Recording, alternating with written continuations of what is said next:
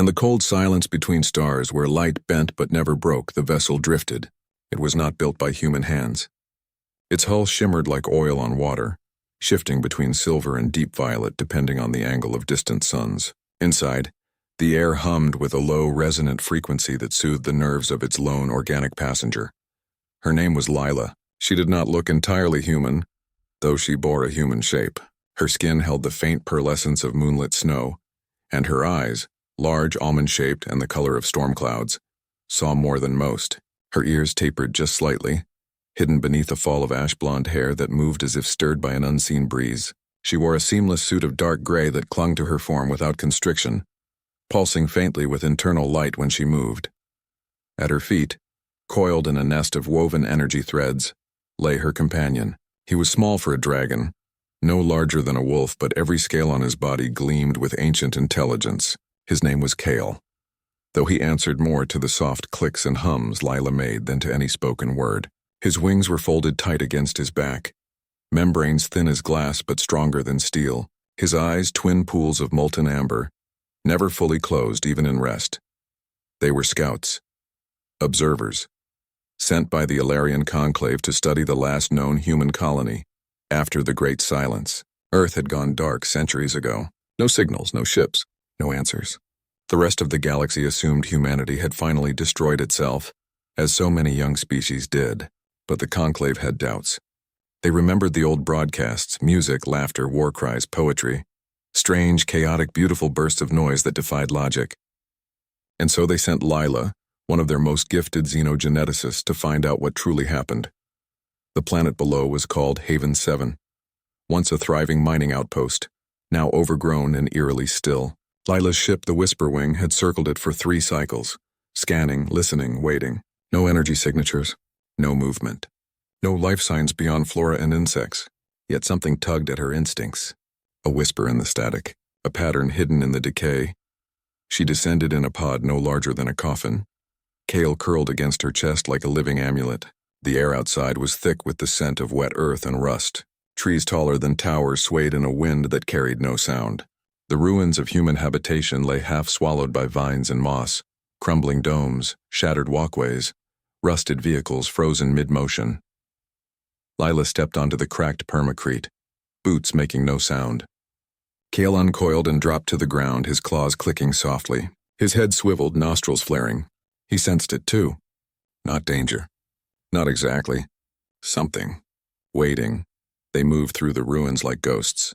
Lila carried no weapon. Her tools were her mind, and the slender scanner she wore on her wrist. It glowed faintly as it sampled air, soil, and fragments of metal. Most readings were mundane. Radiation levels low, atmosphere breathable, biosigns consistent with post-collapse rewilding. Then, in the heart of what had once been a medical research lab, she found it. The door was sealed, but time had warped the locking mechanism. With a touch, the panel flickered and died.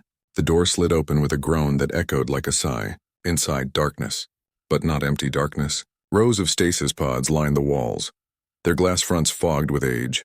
Most were shattered. Some were empty, but one, in the far corner, still pulsed with a dim blue light. Lila approached slowly. Kale stayed close, his tail brushing her leg. The pod was intact. Inside lay a human woman, or what remained of one. Her skin was pale, almost translucent. Her hair, dark and coarse, floated in the nutrient gel like seaweed. Her chest rose and fell in the slow rhythm of suspended animation, and around her neck hung a locket, tarnished but unbroken. Lila activated her scanner. The readings made no sense. The woman's DNA was human, mostly, but woven through it were sequences that did not belong to any known species. Not Ilarian, not Cathari, not even the ancient precursors. These fragments were unstable, shifting as if alive, and they were multiplying. More disturbingly, the DNA carried markers of extreme trauma and extreme adaptation. Radiation burns healed in hours, cellular decay reversed, neural pathways rewired after catastrophic injury. This was not natural evolution. This was forced mutation. Survival at any cost. Lila's breath caught. She had studied thousands of species. None had ever rewritten their own genetic code in real time like this. It was as if humanity, faced with extinction, had reached into the very fabric of life and torn out a new rule book.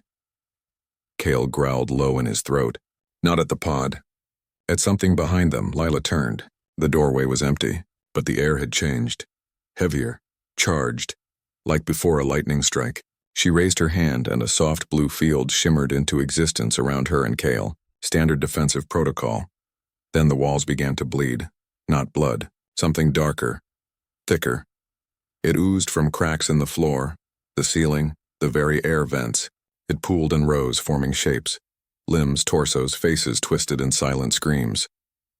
They had no eyes, but they turned toward her, toward the pod scavengers, not mechanical, not biological in the traditional sense. They were made of corrupted nanites, self-replicating machines gone feral. Remnants of the colony's last defense system, perhaps, or something worse. They fed on organic matter, and they had been waiting. Lila did not run. She stepped between them and the pod. Cale spread his wings, a low rumble building in his chest. Fire gathered at the back of his throat, not orange or red, but a cold white-blue flame that burned without heat. The first shape lunged. Cale exhaled. The flame struck the creature and did not burn it. It unraveled it. The nanites shrieked. A sound felt more than heard, and collapsed into inert dust. But more came. Dozens. Hundreds.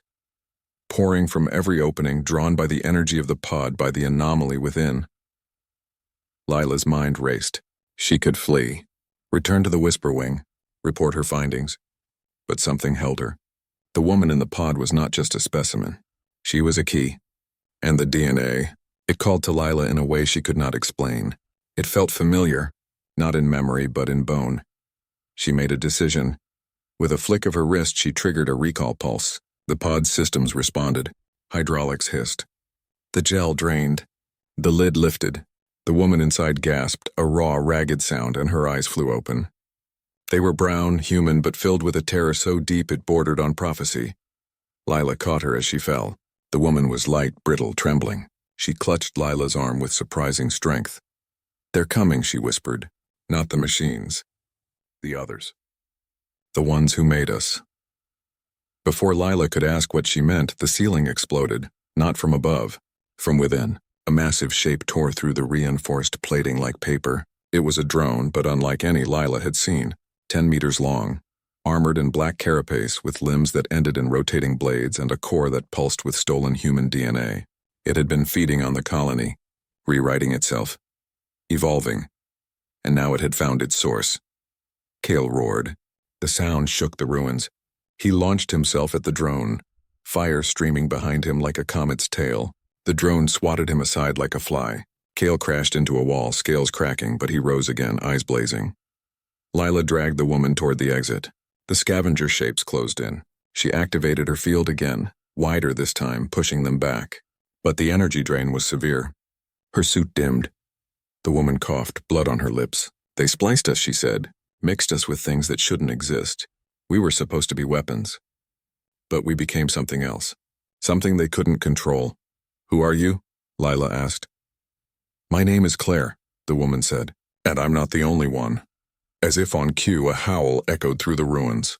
Not mechanical, not animal, human, but changed, filled with rage and sorrow and something ancient. From the tree line, figures emerged, tall, gaunt, moving with unnatural grace. Their skin was mottled with patches of scale and fur. Their eyes glowed faintly in the dusk. They carried no weapons. They didn't need to. Their bodies were the weapons, the lost ones, the failed experiments, the survivors. They stopped at the edge of the clearing, watching, waiting. The drone turned its faceless head toward them. It recognized them as kin, as competition. Lila knew then that she was not just an observer anymore. She was part of the story, and the story was far from over. She looked at Claire, at Cale struggling to his feet, at the approaching hybrids, at the drone, powering up for another strike. Humanity had not died. It had transformed. And in that transformation it had hidden a secret so powerful it could rewrite the rules of the galaxy. Lila tightened her grip on Claire's hand. "Hold on," she said. And then she ran. Not away, but deeper into the ruins, toward a signal her scanner had just picked up. A second lab. Deeper underground. Sealed. Active. Somewhere below, the truth waited, and above, the war began. The ground trembled as Lila ran. Claire half carried in her arms, Kyle limping but close behind.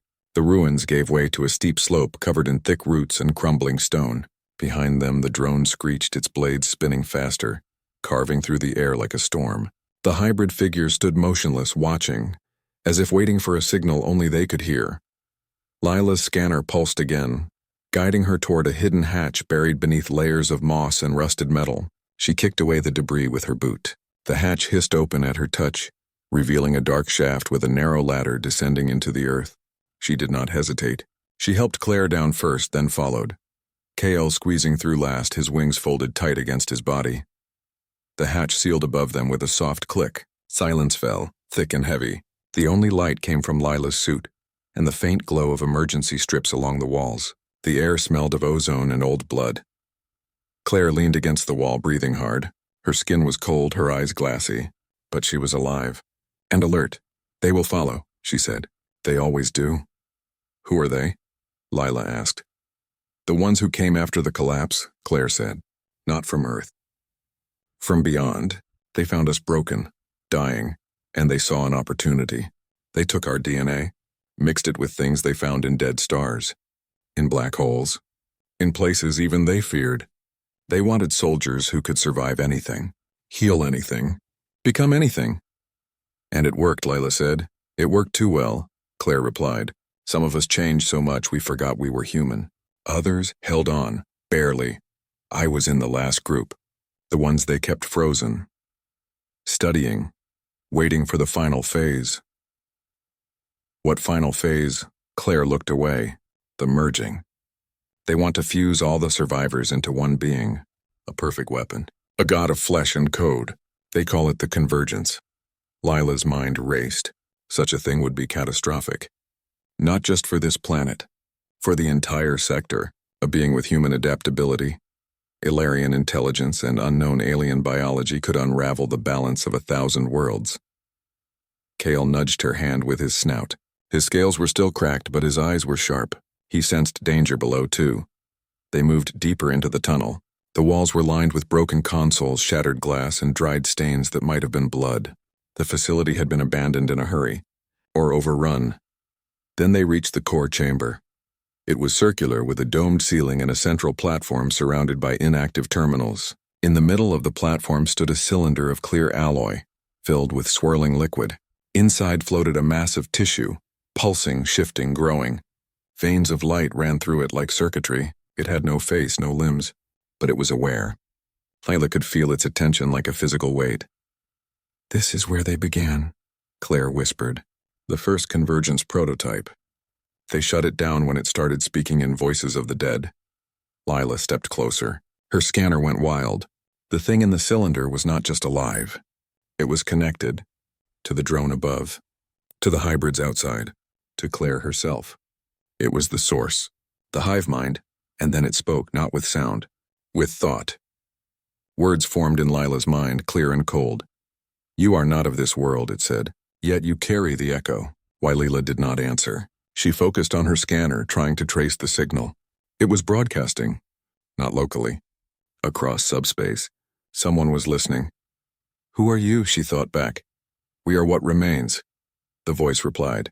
What was broken and remade? What will rise again? You cannot stop it. You are too few. Kale growled low and deep. His fire flickered in his throat. Claire grabbed Lila's arm. We have to destroy it. If it finishes the merge, it will consume everything, even the ones who made it.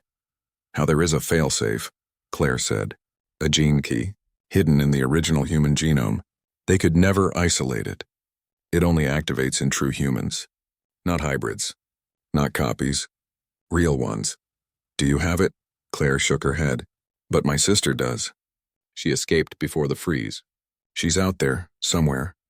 Lila looked at the cylinder. The mass inside was growing larger. Tendrils reached for the walls. The liquid boiled. The convergence was waking up. Above, the ground shook again. Louder this time. The drone had found the hatch. We do not have time, Lila said. Then we fight, Claire said. Like we always did. Lila activated her field again, wider this time, wrapping it around Claire and Kale. She placed her hand on the console nearest the cylinder.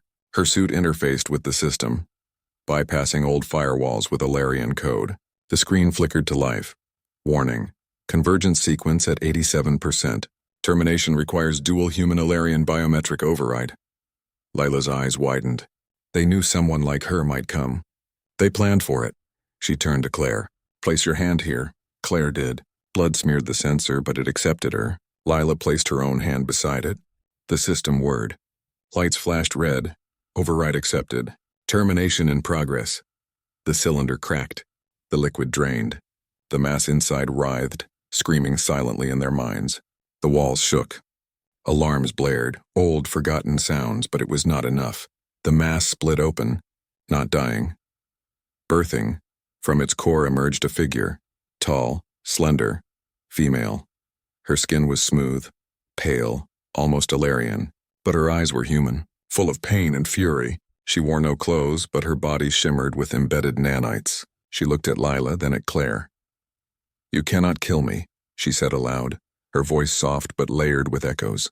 "I am all of them. I am the last hope of humanity." "You are a monster," Claire said. "I am what you made me," the figure replied. "What they made us all." She raised her hand. The ground beneath them split. Kale leaped forward, shielding Lila and Claire as debris rained down. The drone crashed through the ceiling, landing with a thunderous impact. It scanned the new figure, then bowed its head. It recognized its master. Lila knew they could not win in a direct fight. Not here, not now. But she had one advantage. The Ilarian Conclave had given her a single-use artifact before she left.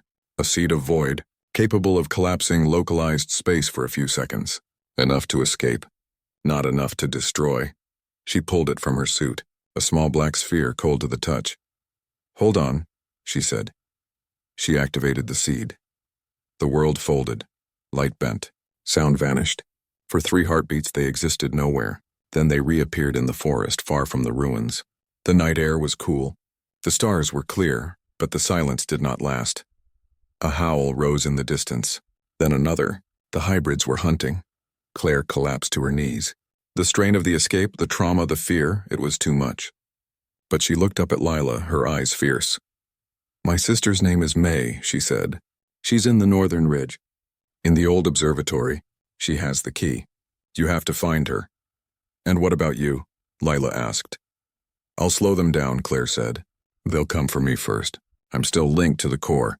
Even broken, I'm a beacon." "No," Lila said. "You come with us." Claire smiled faintly. "I'm already gone, but May, she's still human, truly human. She never changed."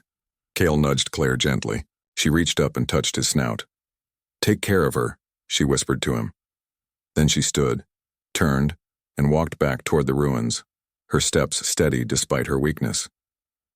Lila wanted to stop her, but she knew Claire was right. Time was the enemy now. She turned north. Kale stayed close, his injuries slowing him but not stopping him. The forest grew denser, the trees taller. The air grew colder. Signs of old human life appeared. Rusted signs, broken fences, the skeleton of a transport drone half buried in snow. After hours of walking, they saw it.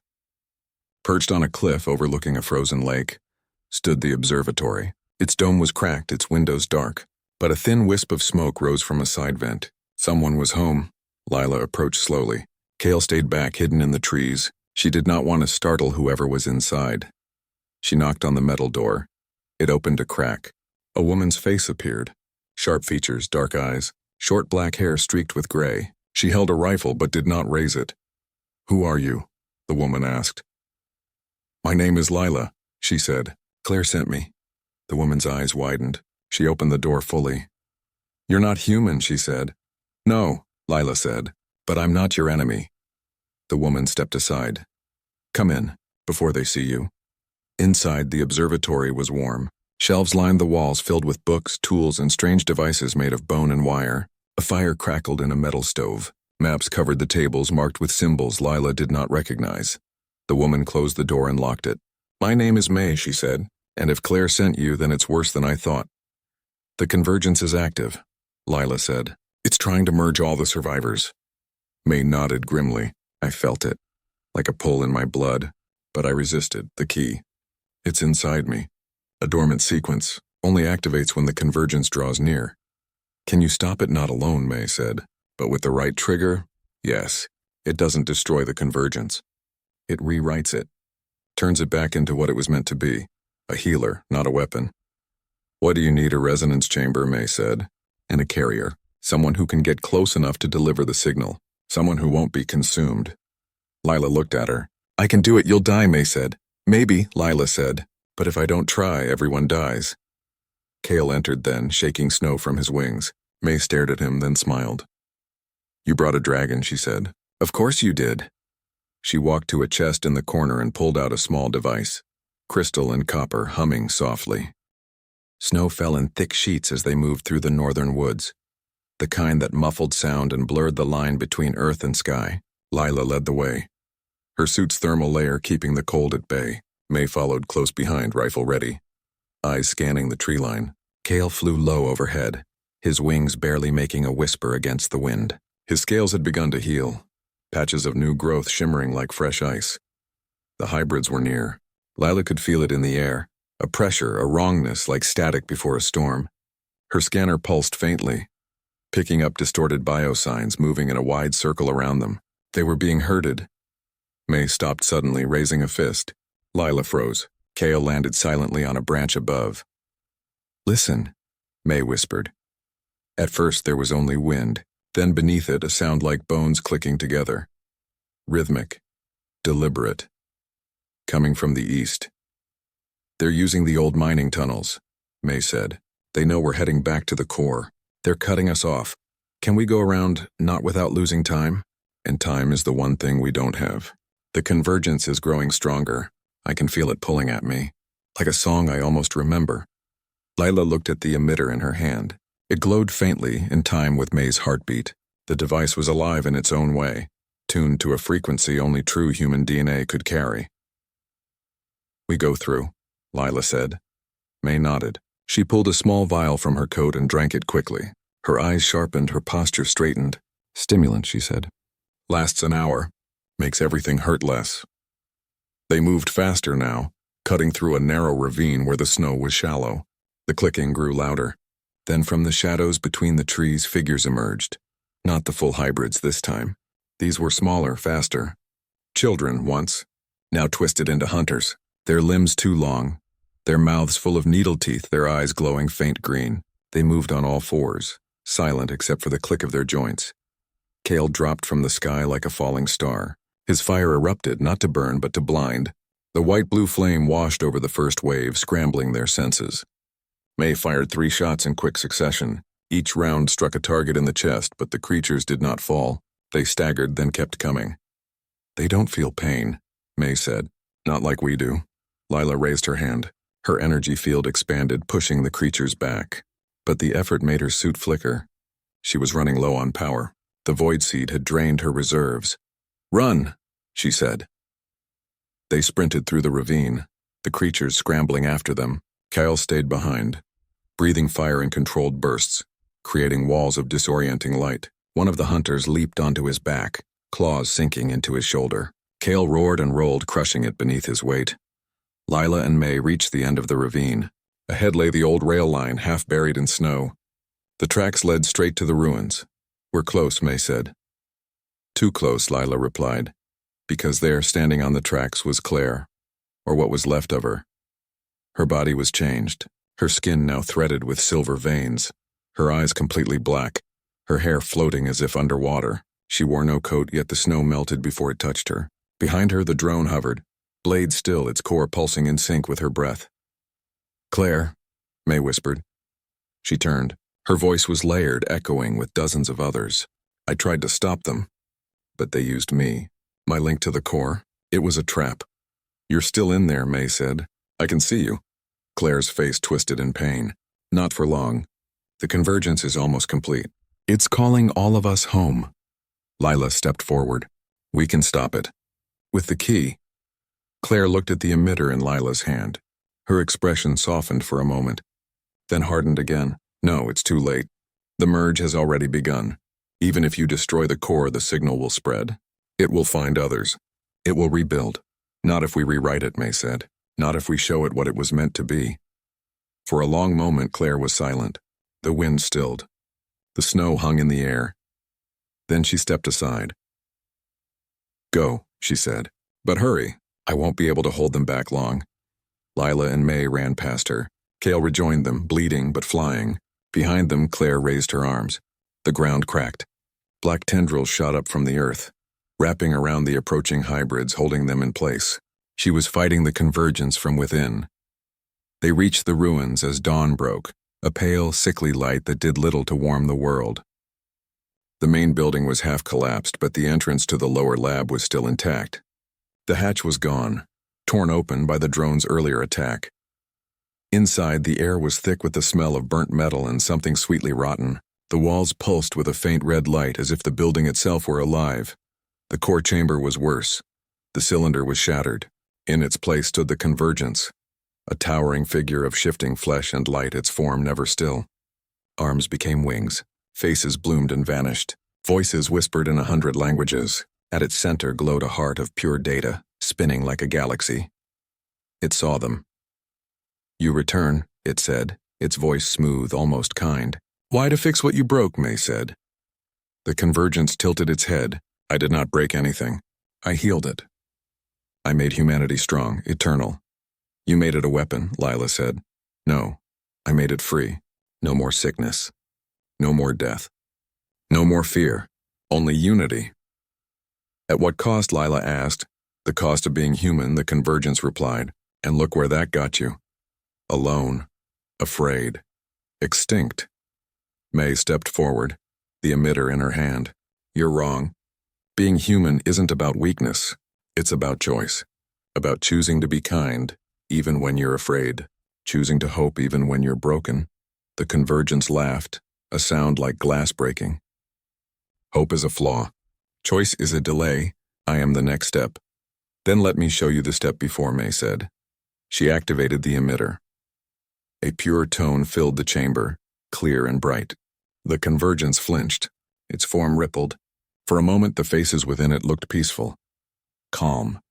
Human. It's working, Lila said. But the convergence recovered quickly. It lashed out with a tendril of dark energy, striking May in the chest. She flew backward, hitting the wall hard. The emitter flew from her hand, skidding across the floor. Lila ran for it. The convergence turned its full attention on her. You are not human, it said. You have no right to interfere. I am a witness, Lila said, and witnesses speak truth. She grabbed the emitter. It burned her hand, but she held on. She had to get closer. Within 10 meters, Cale dove from the ceiling, crashing into the convergence's side. His fire seared through layers of flesh, but the wound sealed instantly. The convergence grabbed him with a dozen hands, lifting him high. No! Lila screamed.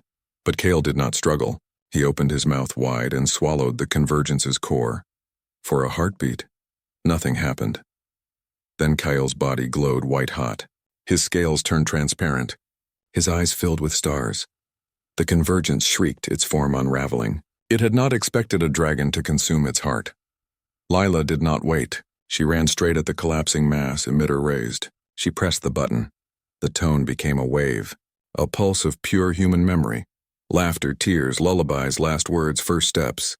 Everything the convergence had discarded as weakness. The chamber shook. The walls cracked. The light turned gold. And in the center, the convergence stopped moving. It looked at Lila. Really looked, I remember, it whispered. Then it collapsed into dust. Silence. Lila ran to May, who was struggling to sit up. Cale lay nearby, smoke rising from his scales but breathing. Alive?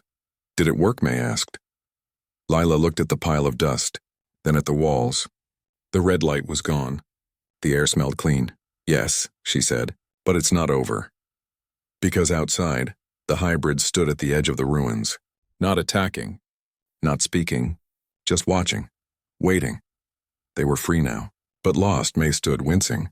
They need someone to lead them, to teach them what it means to be human again. Lila looked at her. You're the only one who can, May nodded. Then she turned to the entrance, walking toward the waiting figures, her head high. Lila knelt beside Kyle, stroking his snout. You saved us, she whispered. Cale opened one eye, gave a soft rumble, and closed it again. Above, the sky cleared. The first true sunrise in centuries painted the snow in gold and rose, and in that light something new began. Weeks passed. The snow melted in patches, revealing earth blackened by old fire and strange growths that pulsed faintly at night. The ruins of Haven 7 were no longer silent. Voices returned, hesitant, broken, but human. Or close enough. May had taken shelter in the upper levels of the old lab, turning it into a gathering place. The hybrids came one by one, drawn not by force but by the quiet hum of the rewritten convergence signal still echoing in their blood. They did not speak much. Some could not. Their throats were changed, their minds tangled between memory and machine, but they listened. And they watched May as she moved among them, offering food, clean water, and something harder to name: dignity. Lila stayed nearby, in a small outpost built from salvaged metal and solar sheets. Kale rested most days, his body still recovering from swallowing the core. His scales had changed. They were no longer just silver or blue, but streaked with gold veins that glowed when he dreamed. He slept deeply, often curled around the emitter as if guarding the last echo of humanity's choice. Lila spent her days scanning the skies. The Ilarian conclave had not responded to her last transmission. She did not know if they had received it or if they chose to ignore it. She feared what they might do if they came. The conclave valued order above all. They might see the hybrids not as survivors but as contamination, as a threat to be cleansed. One evening as the twin moons rose, May came to visit. She looked tired, but her eyes were clear. "They're learning," she said, sitting beside Lila on a crate. "The young ones especially. They mimic speech. They draw pictures in the dirt. Some even laugh." "That is good," Lila said. "But it's not enough," May replied. "They need more than survival. They need a future. A home that isn't built on fear." Lila nodded. She had been thinking the same. The planet was healing, but it was still a graveyard, and the hybrids would always be haunted by what they had been. "There is a place," Lila said slowly, "far beyond this system. A world the Ilarians call Virel. It is empty, untouched, rich in water, light, and quiet. No wars, no ruins. Just sky and sea and trees that sing in the wind." May looked at her. "You would take them there? I would try," Lila said. "But I cannot do it alone, and the conclave may not allow it." "Then we don't ask," May said. "We go," Lila smiled faintly. "It would be dangerous. The journey takes months. The ship is not built for so many. We'll make it work," May said. "We always do." They began preparations the next day. Lila modified the Whisper Wing, expanding its life support systems, reinforcing the hull, programming new navigation paths that avoided known patrol routes. May gathered the strongest hybrids, those who could endure the trip, and began training them in basic ship functions. They learned quickly. Their minds, once twisted by the convergence, now sought patterns, order, purpose. Kale watched from the edge of the clearing, his golden eyes tracking every movement.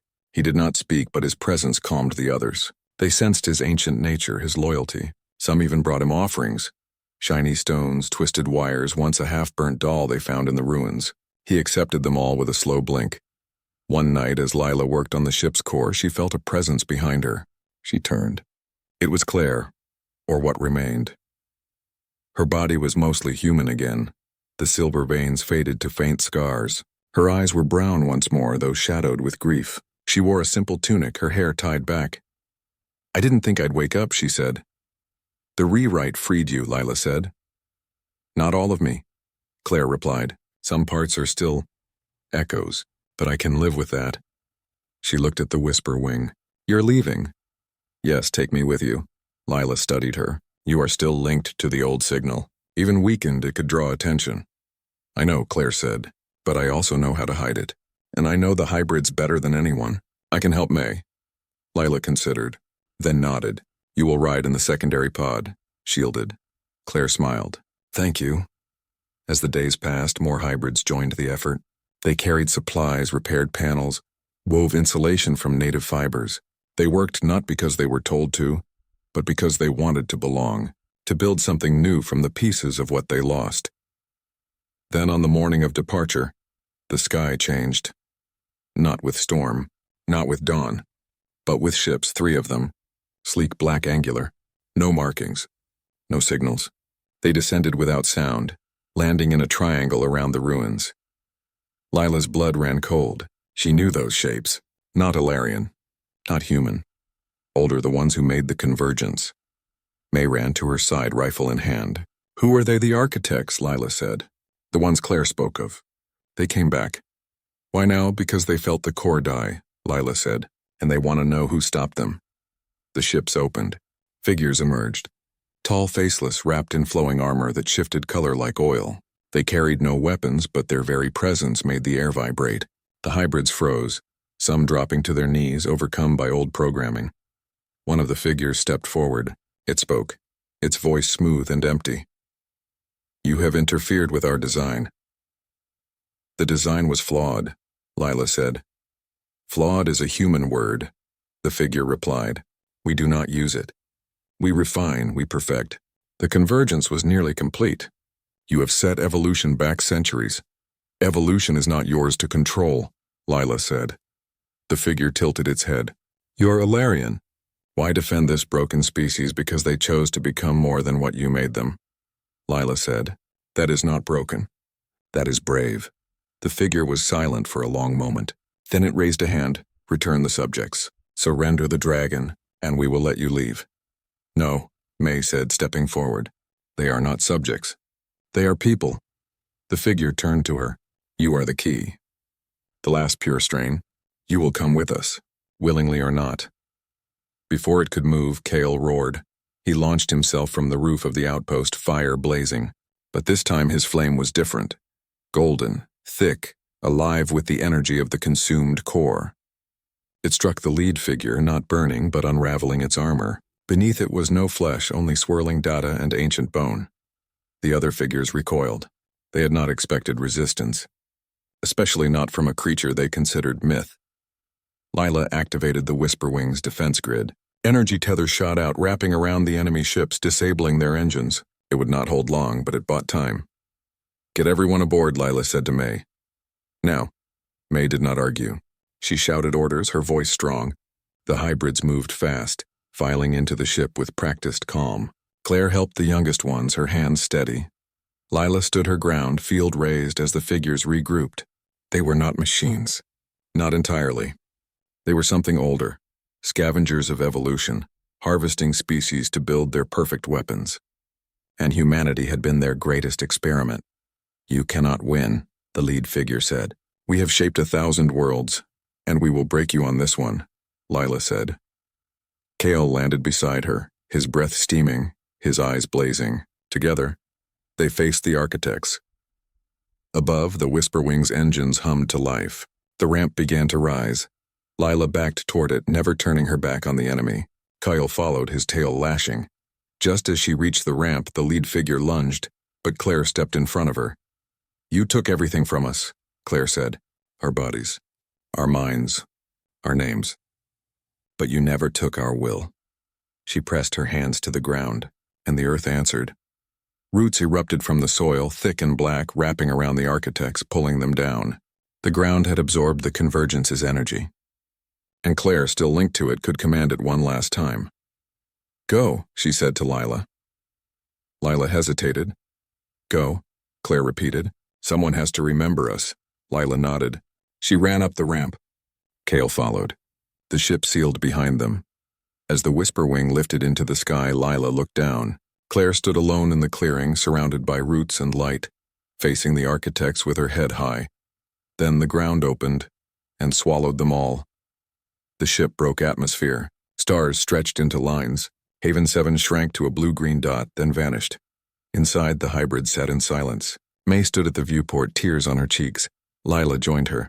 Where do we go now? May asked.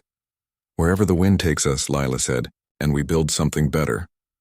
Kale curled up near the core chamber, the emitter resting against his chest. His golden scales pulsed softly in time with the ship's heartbeat. And far below, on a quiet world, the wind carried a new song. One of loss, yes, but also of hope. Of humans who refused to be erased. Of a dragon who swallowed a star. And of an elf-like woman who chose to believe in them. The journey had just begun. The Whisperwing drifted through the void. Its engines quiet, its path hidden among the dust lanes of dead stars. Inside, life settled into a new rhythm. The hybrids learned to sleep without nightmares. They tended small gardens of glowing moss in the hydro bays. They told stories, not of war but of Earth as they barely remembered it. Oceans, birds, the smell of rain on hot pavement. May taught them names, not just for things but for feelings. Joy, grief, wonder, patience. Words they had never needed before. Lila monitored the ship's systems and watched the stars. The Ilarian conclave still had not answered. She did not know if that was mercy or warning, but she no longer feared their judgment. What they had done on Haven 7 was not rebellion. It was preservation, and preservation, she now understood, was the highest form of hope. Cale spent most of his time in the observation blister, curled around the emitter. His golden scales had spread, covering more of his body each day. Sometimes, when the ship passed through nebulae, his scales would glow in time with the cosmic winds as if he were breathing in the universe itself.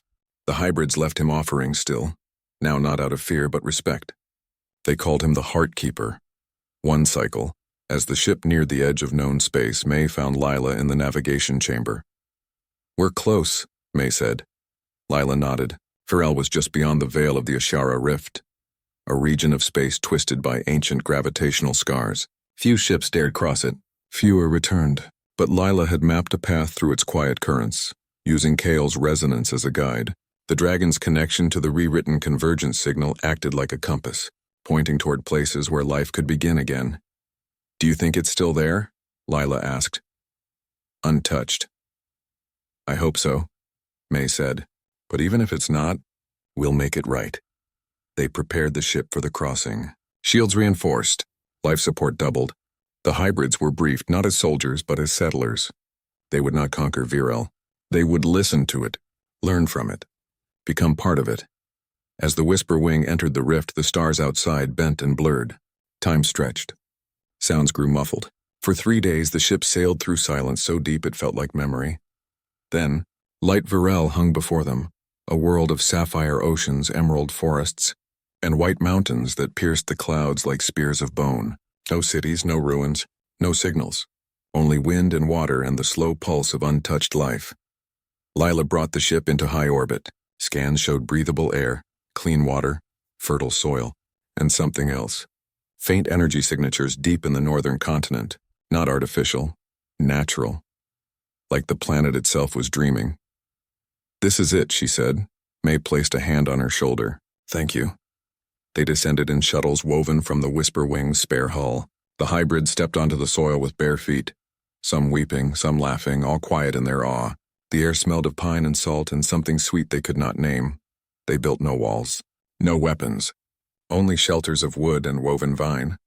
They planted seeds brought from Haven 7, hardy things that had survived the collapse. They sang as they worked, their voices rough at first, then stronger.